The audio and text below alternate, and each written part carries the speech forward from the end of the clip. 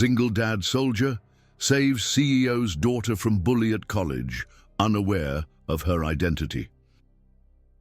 Garrison Wade shifted the grocery bags in his arms as he checked his watch for the third time in 5 minutes. The October wind whipped through the parking lot of Riverside Community College, carrying with it the smell of fallen leaves and distant rain. He'd promised Lily he'd pick up her prescription after his shift at the warehouse, but the pharmacy line had eaten up his entire lunch break. Now he had exactly 12 minutes to drop off the groceries in his truck and make it back to Brennan Logistics before his supervisor noticed he'd stretched his break again. The bags were heavy with the week's essentials bought on sale: generic cereal, discounted bread, the cheapest ground beef he could find. Every dollar counted when you were raising a 14-year-old daughter alone on a warehouse worker's salary. His steel-toed boots echoed against the pavement as he cut through the college's main plaza, taking the shortcut he'd discovered weeks ago when he'd started timing every route to shave off precious minutes from his errands. That's when he heard it, the unmistakable sound of someone in distress, a choked sob followed by cruel laughter. Garrison's steps slowed as his instincts, honed by 3 tours in Afghanistan, kicked in. Through the crowd of students heading to their afternoon classes, he spotted the source of the commotion near the fountain that served as the plaza's centerpiece. 3 young men had cornered someone against the fountain's edge. The victim was a young woman, probably a student, pressed back against the cold stone with her book scattered at her feet. She wore an oversized Ohio State hoodie and faded jeans, her dark hair pulled back in a simple ponytail. Nothing about her appearance stood out except for the fear in her eyes as the largest of the 3 men leaned in close, his hand planted on the fountain edge beside her head. "Come on, Sophie," the bully said, his voice carrying across the plaza. "You think you're too good for us, walking around here like you own the place?" The woman, Sophie, tried to sidestep, but another of the bullies blocked her path. "Please, just let me go to class," she said, her voice steady despite the tremor Garrison could detect. "I haven't done anything to you, Derek." Derek laughed, the sound harsh and mocking. "Haven't done anything? You got me kicked off the basketball team with your complaint to the dean. You ruined my scholarship chances." He grabbed her backpack strap, yanking it hard enough to make her stumble. "All because I asked you out a few times. You could have just said yes like a normal person." Garrison set his grocery bags down carefully beside a bench. Around them, other students hurried past, some filming with their phones, but none intervening. He'd seen this before, the bystander effect in full force. Everyone assumed someone else would help. His hands flexed unconsciously, muscle memory from his military days surfacing. He wasn't looking for trouble. God knew he couldn't afford any complications that might jeopardize his job, but he thought of Lily, imagined her in Sophie's position, and his decision was made. "That's enough," Garrison said, his voice cutting through the tension like a blade. All 4 young people turned to look at him. He walked forward with measured steps, his posture relaxed but ready. Derek straightened, sizing him up. Garrison knew what the kid saw. A man in his late 30s wearing a faded Carhartt jacket over a warehouse uniform, work-roughened hands, a face weathered by sun and stress. Nothing threatening about him at first glance except for the way he moved, economical and purposeful. "This isn't your business, old man," Derek said, puffing up his chest. The kid had maybe 4 inches and 40 pounds on Garrison, all of it gym muscle. His 2 friends flanked him, trying to look intimidating. "Walk away!" Garrison positioned himself between Sophie and her tormentors, not aggressive but unmovable. "Actually, it is my business. See, where I come from, 3 guys hassling 1 woman isn't just wrong. It's cowardly." He kept his voice conversational, almost friendly. "So here's what's going to happen. You're going to apologize to this young lady, pick up her books, and then you're going to leave. And if I hear about you bothering her again, we're going to have a different kind of conversation." Derek's face reddened. You threatening me? I'll have you arrested. My dad's a lawyer." "No threat," Garrison said calmly. "Just explaining consequences. See, I've got nothing to lose. Dead-end job, beat-up truck, rental apartment. You, on the other hand, you're a college student.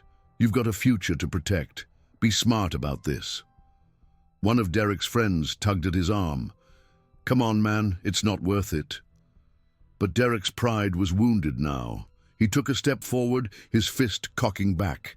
Garrison had seen the telegraph coming from a mile away. He shifted slightly, Derek's punch whistling past his ear, and used the kid's momentum to guide him into a controlled stumble that sent him to his knees. It was over in less than 2 seconds, so smooth that observers might have thought Derek simply tripped. "Like I said," Garrison continued in the same calm tone, offering Derek a hand up which was angrily swatted away. "Pick up the lady's books and apologize." Derek's friends were already gathering Sophie's scattered belongings, their courage evaporating. Derek climbed to his feet, his face burning with embarrassment and rage. For a moment, Garrison thought he might try again, but the crowd that had gathered, phones still recording, seemed to remind him where he was. "This isn't over," Derek muttered, but he grabbed Sophie's last textbook and shoved it at her roughly. "Sorry," he spat, the word like poison in his mouth. Then he stalked away, his friends trailing behind. Garrison waited until they were out of sight before turning to Sophie. Up close, he noticed things he'd missed before. The quality of her sneakers despite their deliberate scuffing, the expensive smartwatch she'd tried to hide under her hoodie sleeve, the subtle highlights in her hair that looked professionally done. "You okay?" he asked.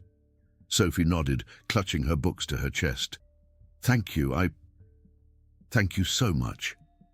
He's been following me around for weeks. Campus security said they couldn't do anything unless he actually..." She trailed off, then looked at him with curious eyes. "How did you do that?" "The way you moved him." "Just luck," Garrison said, already backing away. He glanced at his watch and suppressed a curse. He was going to be late. "You should report this to the dean again. Get it on record." He turned to leave, but Sophie caught his sleeve. "Wait, please. What's your name? I should at least know who helped me." "Garrison Wade," he said, gently extracting his arm. "And it was nothing. Anyone would have done the same." "No," Sophie said quietly, looking at the dispersing crowd of students who'd done nothing but film. "They wouldn't have. And they didn't." Garrison retrieved his grocery bags, very aware of the ice cream that was probably already melting. "Take care of yourself," he said.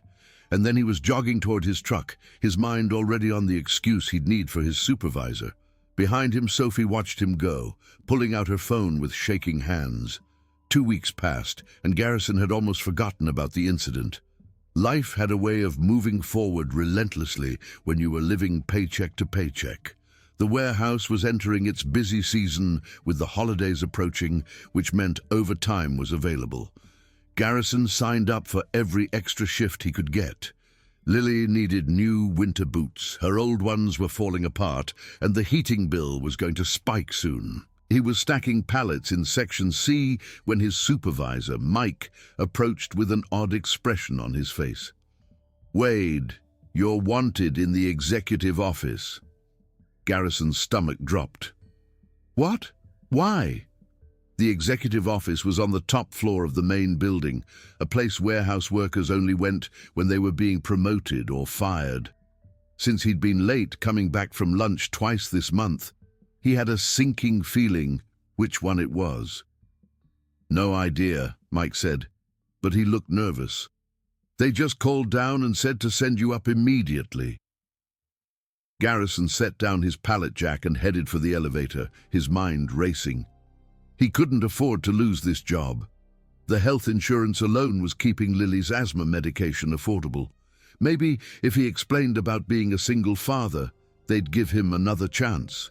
The elevator seemed to take forever, each floor counting up like a countdown to disaster. The executive floor was a different world from the warehouse. Polished marble floors, abstract art on the walls, floor-to-ceiling windows overlooking the Columbus skyline. A secretary with perfectly manicured nails directed him to wait outside the CEO's office. The CEO's office. Garrison's heart sank further. You didn't get called to the CEO's office for a standard termination. What had he done? His palms were sweating as the heavy oak door opened and a woman's voice called, "Mr. Wade, please come in." The office was bigger than Garrison's entire apartment. Behind a massive mahogany desk sat a woman in her early 40s, her dark hair styled in a professional bob, wearing a suit that probably cost more than Garrison made in a month. The nameplate on her desk read, Victoria Chen, Chief Executive Officer, Brennan Logistics. But Garrison's attention was drawn to the young woman sitting in one of the leather chairs facing the desk. Sophie looked different than she had 2 weeks ago. Her hair was styled, she wore a designer blazer over dark jeans, and the nervous college student he'd helped had been replaced by someone who looked very much at home in this opulent office. "Mr. Wade," Victoria Chen said, standing and extending her hand, "thank you for coming. Please have a seat." Garrison shook her hand, his confusion mounting, and sat in the chair next to Sophie, who gave him a small smile. "I'm sure you're wondering why you're here," Victoria continued, returning to her seat. "I wanted to meet the man who helped my daughter." The words took a moment to register. Garrison looked between Sophie and Victoria, seeing the resemblance now, the same intelligent eyes, the same determined set to their jaw. "Your daughter," he repeated stupidly. "Mom, you're making him nervous," Sophie said with a gentle laugh. "Mr. Wade, Garrison, my mother owns Brennan Logistics. I'm Sophie Chen. I didn't tell you that day because, well, it wouldn't have mattered, and honestly, I've found that people treat me differently when they know." Victoria leaned forward, her expression serious. "Sophie told me what you did, how you intervened when she was being harassed, asked for nothing in return, and then simply went about your day. She had to convince campus security to release the video footage just so we could identify you." "It was nothing," Garrison said, deeply uncomfortable with the attention. "Really? Anyone would have—" "Stop!" Victoria interrupted, but not unkindly. "My daughter has been dealing with that harassment for months. Dozens of people witnessed various incidents. You were the only one who acted. And according to what I've learned about you since, this wasn't unusual. You're a veteran, Purple Heart recipient, single father, and according to your supervisor, one of the most reliable workers in the warehouse, despite the challenges you face." Garrison shifted in his seat. "Mom, I appreciate the recognition, but I really need to get back to work. I can't afford to lose hours." Victoria smiled. "Mr. Wade, I'm not here to waste your time or embarrass you with excessive gratitude, though I am deeply grateful. I'm here to offer you a position in our corporate security division. The pay is double what you're making in the warehouse, with full benefits, regular hours that will allow you to be home for your daughter, and educational assistance if you choose to pursue any additional training or certification." The number she named made Garrison's head spin. It would mean no more choosing between groceries and Lily's medication. It would mean saving for her college instead of praying for scholarships. It would mean sleeping without the constant weight of financial anxiety. I don't have any corporate security experience," he managed. "You have military experience, and more importantly, you have the right instincts and character," Victoria said. "Everything else can be trained. Mike speaks highly of your work ethic and ability to learn." Sophie leaned forward. "Please consider it, Garrison. You helped me when you had nothing to gain. Let us help you now." Garrison thought of Lily, thought of the college brochures she'd hidden under her bed because she didn't want to burden him with dreams they couldn't afford. "When would I start?" Victoria's smile widened. "Monday, if you're willing. We'll need to get you fitted for suits, arrange your new office, set up your company vehicle." company vehicle? Garrison's voice cracked slightly. Part of the security package, Victoria said. Can't have our head of warehouse security taking the bus. The transition wasn't entirely smooth.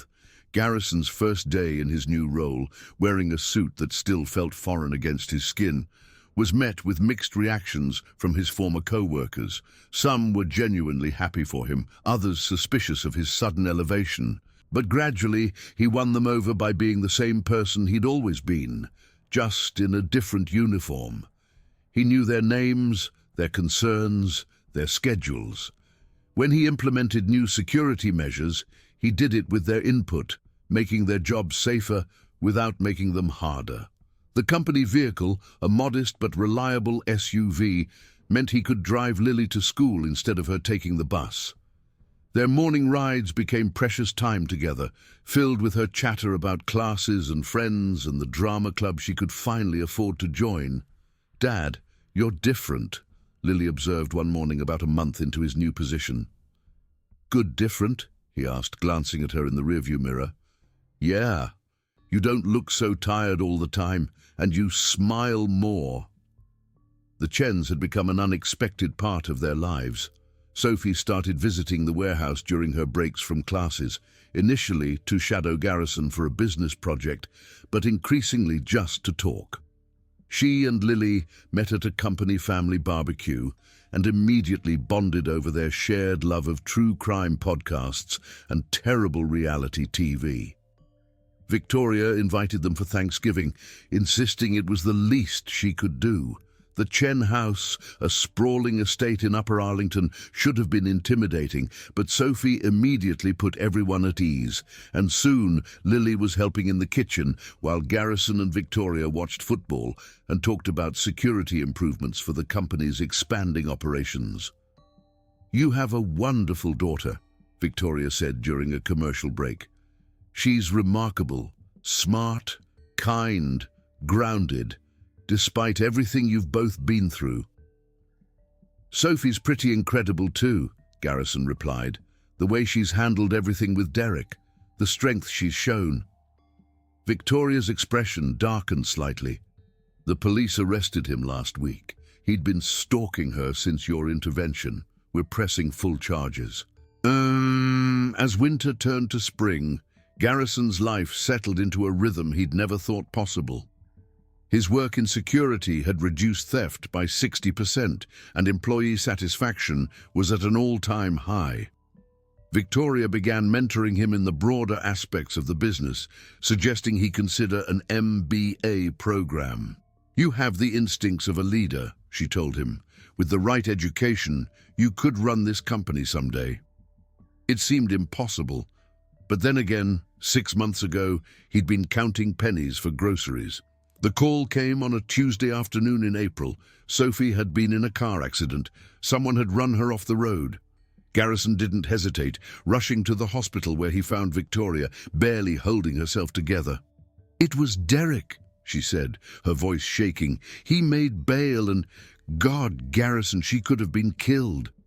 Sophie recovered fully, but the incident cemented something that had been building for months. The Wades and Chens had become family.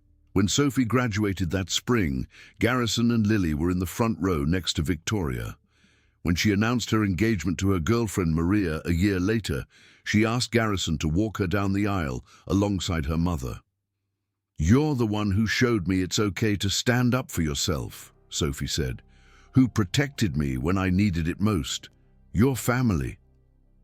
By the time Garrison was promoted to Director of Security for all Midwest operations, Lily was a freshman at Ohio State, studying social work. The kid who'd once hidden college brochures was now on the dean's list, her tuition covered by the company's education program. "Dad," she said during one of their weekly dinners, "remember when you used to say we just had to make it through?" "Yeah, sweetheart, I remember. We did more than make it through. We made it." 5 years after that day at the fountain, Garrison stood in the CEO's office, his office now. Victoria had stepped back to a chairman role, trusting him to lead the company they'd built together. He'd implemented profit sharing for all employees, comprehensive healthcare, and education assistance that had already helped dozens of warehouse workers get degrees. His phone buzzed with a text from Sophie. The adoption went through. "You're going to be a grandpa." He smiled, looking at the photo on his desk from Sophie's wedding. All of them together, the family that had formed from one moment of choosing to help. Through his window, he could see the warehouse floor below, workers moving efficiently through their shifts. He knew their names, their stories, their struggles. He'd been one of them, was still one of them in all the ways that mattered. His desk phone rang. "Mr. Wade, there's an incident in the parking lot. Security is requesting your presence." Some things never changed. He grabbed his jacket and headed for the elevator, ready to help. It's what he did. It's who he was. And sometimes, just sometimes, doing the right thing when you have nothing to gain changes everything. As he walked toward the situation, he thought about that October day, how close he'd come to walking past. Every good thing in his life now traced back to that moment when he'd decided someone else's problem was worth making his own. The parking lot incident turned out to be minor, but as Garrison mediated with calm authority, he saw one of his workers watching with respect. "You still got it, Mr. Wade," the man said afterward. "Still one of us." "Always will be," Garrison replied, and meant it. Because that was the truth about character. It didn't change with circumstances. The man who'd stood up for a stranger when he had nothing was the same man who now stood up for his employees when he had everything. And that consistency, that core of integrity, had built something beautiful from a single moment of courage.